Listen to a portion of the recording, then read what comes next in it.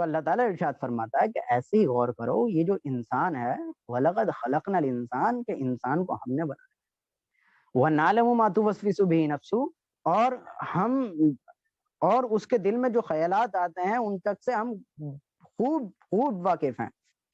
بات صرف اتنی نہیں ہے کہ جو یہ کچھ کر رہا ہے، جو یہ کچھ کہہ رہا ہے، ہم جو ہے وہ جو کچھ خیالات اس کے دل کے اندر آ رہے ہیں اس سے بھی جو ہے وہ ہم واقف ہیں۔ یہ بات ہے کہ جو بتائی گئی ہے استحضار اللہ تعالیٰ کی قدرت کا، اللہ کے جو ہے وہ علم کا، کہ ہر چیز کو جو ہے وہ اللہ تعالیٰ دیکھ رہا ہے۔ قرآن کریم میں جگہ جگہ اللہ تعالیٰ نے، لیکن ہم اس کی کیفیت سے ہم واقف ہیں۔ ہاں یہ علم ہے، اس کو یہ امور متشابہات کی آیتوں میں سے ایسا ہے کہ ہم اس کی حقیقت سے واقف ہیں، لیکن ہمیں اسے ایسے ہی ماننا چاہیے جیسے یہاں یہ بتا دی گئی کہ اللہ تعالیٰ واقعی جو ہے وہ جانتا ہے، اور بات کہی گئی وَنَانُ أَقْرَبُ إِلَيْهِ مِنْ حَبْلِ الْوَرِيدِ، اور ہم اس کی شہ رگ سے بھی زیادہ اس کے قریب ہیں۔ کس کے؟ انسان کے، کہ انسان کی شہ رگ جو رگ جہاں والی رگ ہوتی ہے، اللہ فرما رہا ہے کہ ہم اس سے بھی زیادہ اس کے قریب ہیں، لیکن اس کی کیفیت کیا ہے یہ ہم سے مجہول رکھی، اور اس میں ہمیں پڑھنا بھی نہیں چاہیے۔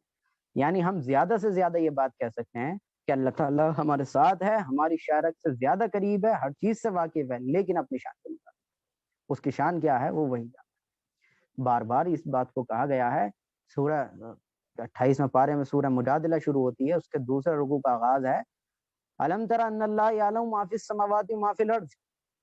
اے نبی پوچھو کہ کیا تم نے نہیں دیکھا کہ اللہ تعالیٰ جانتا ہے جو کچھ آسمانوں میں اور جو کچھ زمین میں۔ ما یکون من نجوى ثلاثۃ الا هو رابعهم، کہ وہ تمہارے ساتھ ہوتا ہے کہ اگر تم 3 ہو تو چوتھا خدا ہے، ولا خمسۃ الا هو سادس، اگر تم 5 ہو تو چھٹا خدا ہے، ولا ادنى من ذلك ولا اکثر الا ہوا اس سے کم ہو یا اس سے زیادہ ہو، معهم اینما کانوا، خدا تمہارے ساتھ ہے کہ تم جہاں کہیں گے۔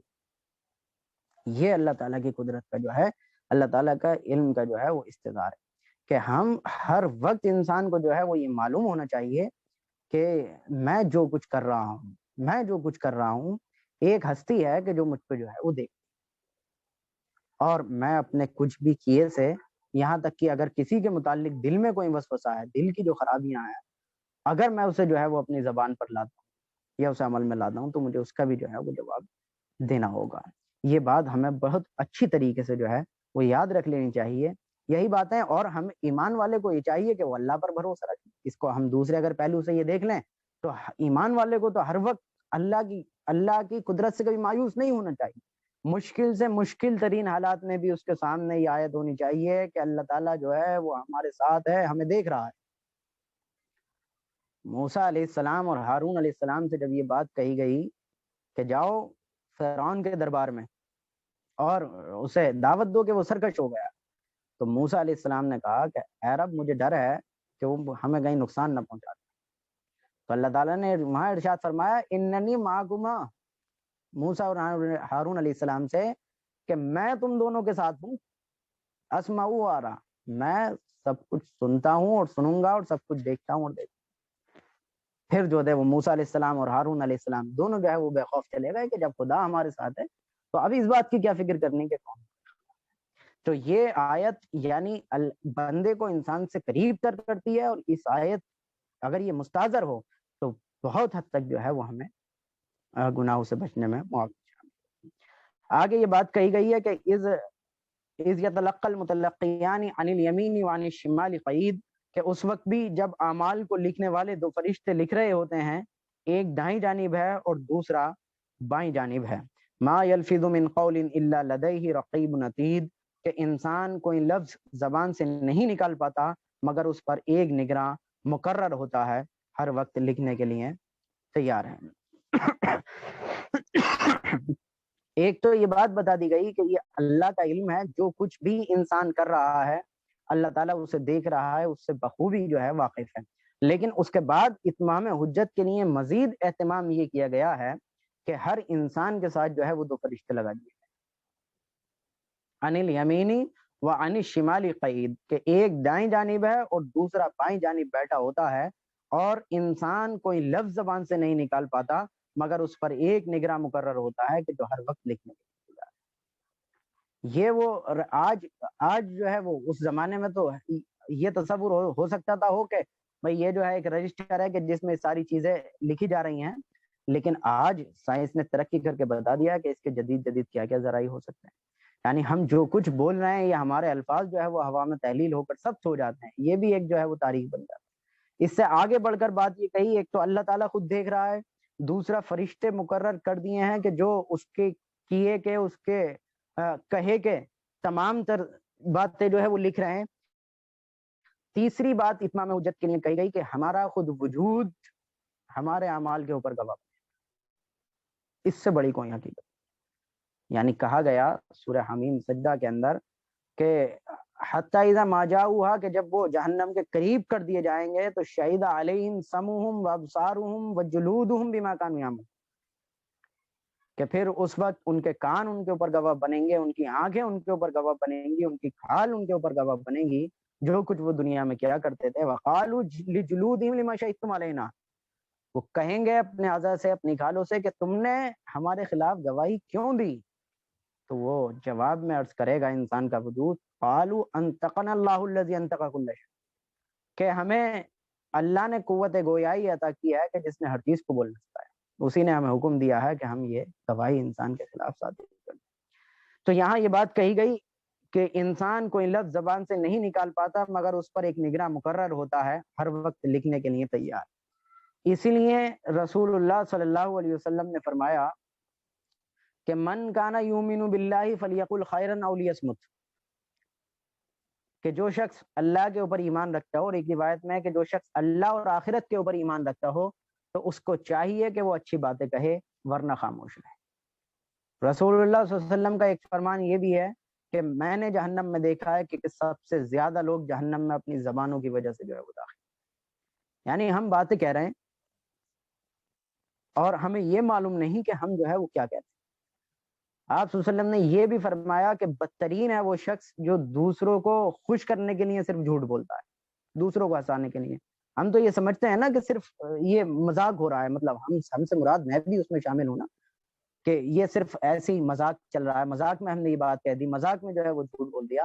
لیکن اس وقت ہم یہ بھول جاتے ہیں کہ یہ مذاق بھی جو ہے کوئی نہ کوئی ہے کہ جو دیکھ رہا ہے, اور کوئی نہ کوئی ہے کہ جو اس کو لکھ رہا ہے.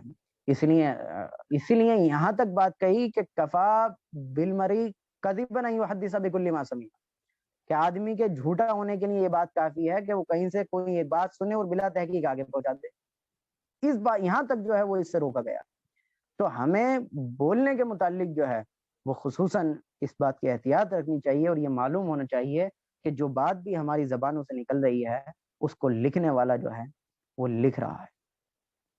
تو ہمیں یعنی یہ تصور ہو کہ جو بات ہم کہہ رہے ہیں اتنی ناپ تول کا پھر ہم وہ بات کہیں کہ کیا آیا ہم اس بات کا خدا کے سامنے جواب دے سکیں گے؟ اگر جواب دے سکتے ہیں تو ٹھیک ہے, نہیں دے سکتے ہیں تو پھر ہمیں اس حدیث پر عمل کرنا چاہیے, فلیقل خیرا او لیصمت, کہ یا تو اچھی باتیں کہو یا پھر خاموش رہو. آگے کہا گیا وجات سکرت الموت بالحق, اور موت کی سختی سچ مچ آنے ہی والی ہے. اے انسان ذالک ما کنت منہ تحید, اے انسان یہ وہ چیز ہے کہ جس سے تو بدعت کرتا.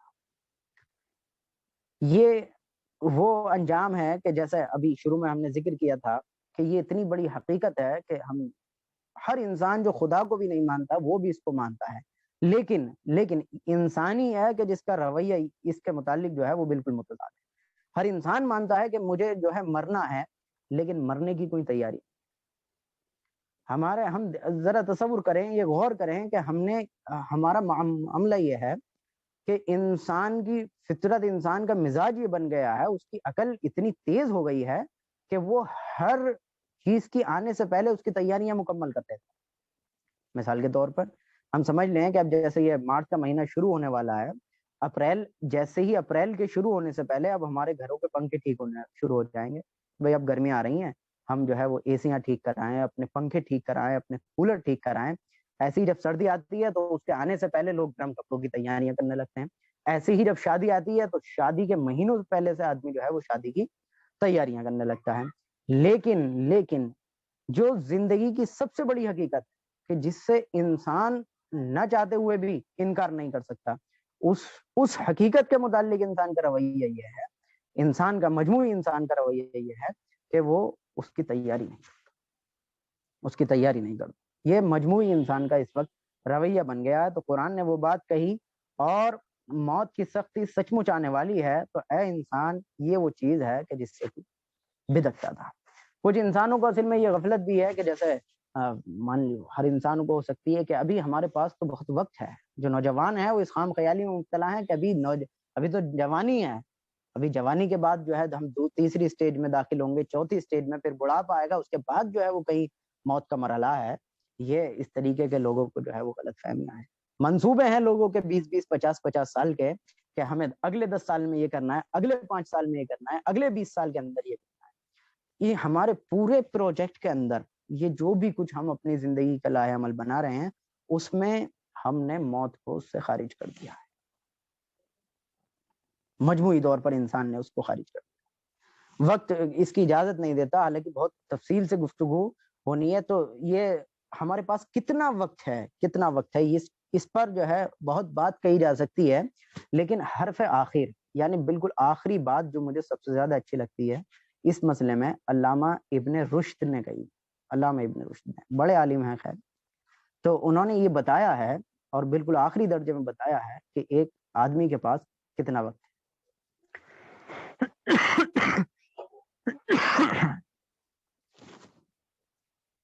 شاید میسج آیا کہ آواز نہیں آ رہی. نہیں, آواز تو آ رہی ہے الحمدللہ آپ کی. اچھا جزاک اللہ خیر. تو میں عرض کر رہا تھا جی کہ ہمیں علامہ ابن رشد نے یہ بتایا ہے کہ آدمی کے پاس کتنا وقت ہے. اور انہوں نے کہا ایک شعر میں انہوں نے اپنے کہا ہے کہ ایک یہ جہاں ایک وہ جہاں, یہ جہاں سے مراد دنیا اور وہ جہاں سے مراد آخرت. تو علامہ ابن رشد کہتے ہیں کہ ایک یہ جہاں ایک وہ جہاں, ان دو جہاں کے درمیان بس فاصلہ ہے ایک سانس کا. جو چل رہی تو یہ جہاں, جو رک گئی تو وہ جہاں. بس یہ ہے پورا انسان کی زندگی کا. جب یہ میں گفتگو کر رہا ہوں اگر اگلی سانس آنی بند ہو جائے تو بس موبائل ہاتھ میں سے گرے گا پروگرام.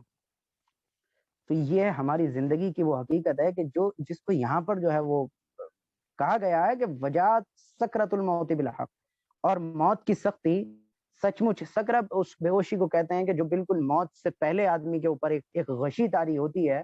تو کہا گیا کہ وجات سکرت الموت بالحق, کہ موت کی سختی سچ مچ آنے والی ہے. تو اے انسان یہ وہ چیز تھی, یہ وہ چیز ہے کہ جس سے تو بدکتا تھا. ونفخ فی الصور ذالک یوم الوعید, اور سور پھونکا جانا والا ہے, یہ وہ دن ہوگا کہ جس سے ڈرایا جاتا. ایک تو سور اس وقت پھونکا جائے گا کہ جب پوری انسانیت کا جو ہے وہ خاتمہ ہوگا. اس کے بعد دوسرا سور پھونکا جائے گا جب انسانیت جو ہے وہ اٹھائی جائے گی.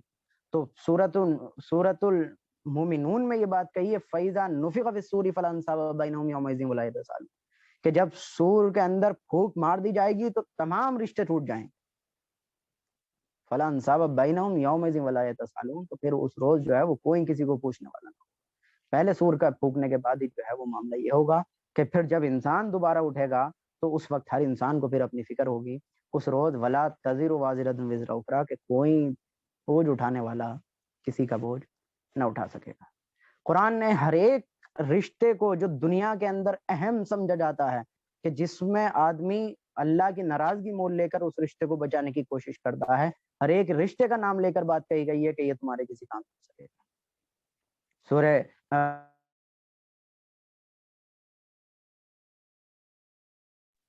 جی میوٹ ہو گیا آپ کا عبید صاحب.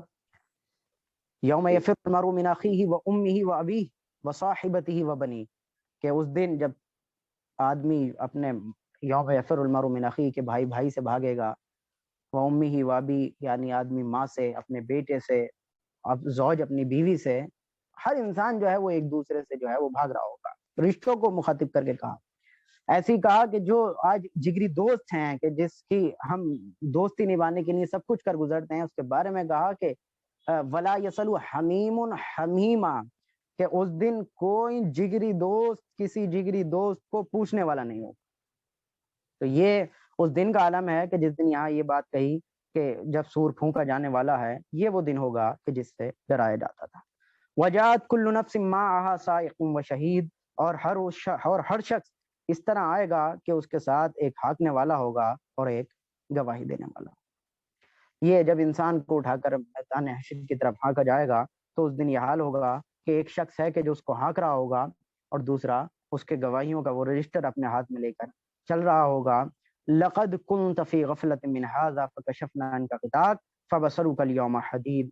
حقیقت یہ ہے کہ تو اس واقعے کی طرف سے غفلت میں پڑا ہوا تھا، اب ہم نے تجھ سے وہ پردہ ہٹا دیا جو تجھ پر پڑا ہوا تھا، چنانچہ آج تیری نگاہ خوب تیز ہو. انسان کا مجموعی رویہ یہ بتایا کہ انسان اس حقیقت سے غفلت میں پڑا ہوا تھا، اس کو بھولا ہوا تھا. تو آج اللہ تعالیٰ نے وہ پردہ ہٹا دیا، آج ساری چیزیں آ گئی، آج وہ غیب جو ہے وہ شہادت میں بدل گیا. تو لیکن بات وہ ہے کہ اس وقت پھر میں ایک بات کہتا ہوں اکثر کہ بات کا سمجھنا کمال نہیں ہے.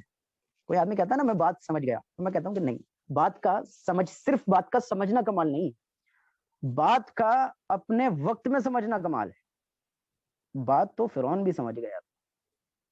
جی یہ میں نوٹ کرتا ہوں کہ بات تو فرعون بھی سمجھ گیا تھا. قرآن نے نوٹ کی ہے یہ بات اس کی کہ جب حتی اذا ادرکہ الغرق قال آمنت انہ لا الہ الا الذی آمنت بہ بنو اسرائیل، کہ جب فرعون غرق ہو رہا تھا تو اس وقت کہا کہ میں ایمان لایا کہ خدا کے سوا کوئی معبود نہیں، اور ایمان لے آیا اس پر کہ جو بنی اسرائیل کا رب ہے.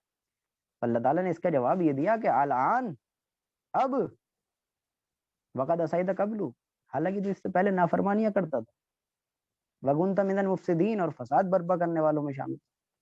فَالْيَوْمَ نُنَجِّيكَ بِبَدَنِكَ لِتَكُونَ لِمَنْ خَلْفَكَ آیَةً وَإِنَّ كَثِيرًا مِنَ النَّاسِ عَنْ آیَاتِنَا لَغَافِلُونَ. تو بس آج ہم تیرے جسم کو نجات دیں گے تاکہ تو اپنے بعد میں آنے والوں کے لیے عبرت کا نشان بنے، لیکن حقیقت یہ بھی ہے کہ اکثر لوگ ہیں کہ جو خدا کی آیت سے غافل ہیں. تو یہاں یہ بات بھی کہی گئی کہ حقیقت یہ ہے کہ تو اس سے غفلت میں تھا، جب وہ پردہ چاک کر دیا گیا تو اس وقت انسان کی یہ غفلت دور ہوگی، لیکن اس وقت اس غفلت کا دور ہونا اسے کوئی فائدہ نہ پہنچا سکے گا، کیونکہ اس وقت خدا کی عدالت برپا ہوئی ہوگی اور اس کی جو ہے وہ عمل سمیٹ دیا گیا ہوگا. آگے کہا وقال قرینہ ھذا ما لدی عتید، اور اس کا ساتھی کہے گا کہ یہ ہے وہ اعمال نامہ جو میرے پاس تیار ہے. یعنی یہ جو فرشتے جو کچھ لکھ رہے ہیں تو وہ انسان کے ہاتھ میں دے دیا جائے گا. القیا فی جہنم کل کفار عنید، حکم دیا جائے گا کہ تم دونوں ہر اس شخص کو جہنم میں ڈال دو جو کٹر کافر اور حق کا پکا دشمن تھا. یہاں پھر اس کا حتمی انجام دے دیا گیا کہ انہیں اٹھاؤ اور ان کو جہنم میں ڈال دو. سورہ معارج میں اور شدت اختیار کی گئی ہے کہ خذوہ فغلوہ ثم الجحیم صلوہ ثم فی سلسلۃ ذرعها 70 ذراعا فسلک، پکڑو اس نانجار کو اور گھسیٹو اور جہنم میں پھینک دو، اور 70 گز لمبی جو ہے وہ اس سے جو ہے وہ اس کو باندھ کر جہنم میں ڈال دو. یہ ایک اسلوب ہے کہ جو اختیار کیا گیا ہے، لیکن کس شخص کے لیے؟ کہ کل کفار عنید، ہر اس شخص کو جو حق کا پکا منکر اور دشمن تھا. عنید اس کو کہتے ہیں نا لوگوں کو جو ہے وہ حق سے روکتا تھا. مناع للخیر معتد مریب، جو دوسروں کو بھلائی سے روکنے کا عادی، بے حد زیادتی کرنے والا اور حق بات میں شک میں ڈالنے والا تھا. تو کون شخص ہے کہ جس کے بارے میں جہنم کے فیصلے ہو رہے ہیں؟ کہ ایک تو یہ ہے کہ جو حق کا منکر تھا، حق کا منکر اور اس کا دشمن تھا. دوسری بات یہ بتائی کہ جو دوسروں کو بھلائی سے روکنے کا عادی تھا اور بے حد زیادتی کرنے والا اور حق بات میں شک میں ڈالنے والا تھا. یہ 5 چیزیں ہیں جو بتا دی گئیں. اب وہ اصل اصول آ رہا ہے، یعنی فروع سے اصول کی طرف جو ہے وہ ہم پلٹ کر جا رہے ہیں. اب یہ بات کہی گئی ہے کہ یہ سب کس لیے ہوا تھا؟ کہ الذی جعل مع اللہ الہ، جس نے اللہ کے ساتھ کسی اور کو معبود بنا رکھا تھا. فالقیاہ فی العذاب شدید، لہٰذا اب تم دونوں اسے سخت عذاب میں ڈال دو. تو یہ سب کس لیے ہوا؟ کہ اللہ کے ساتھ، دیکھیے آخرت کا عقیدہ وہ عقیدہ ہے کہ کوئی شخص اس کو نہ مانے یا اس کو ماننے کے بعد اس میں کسی طریقے کے مداخلت کا، کسی طریقے کے شرک کا قائل ہو، تو پھر وہ بھی ایسا ہی ہے کہ جیسے وہ آخرت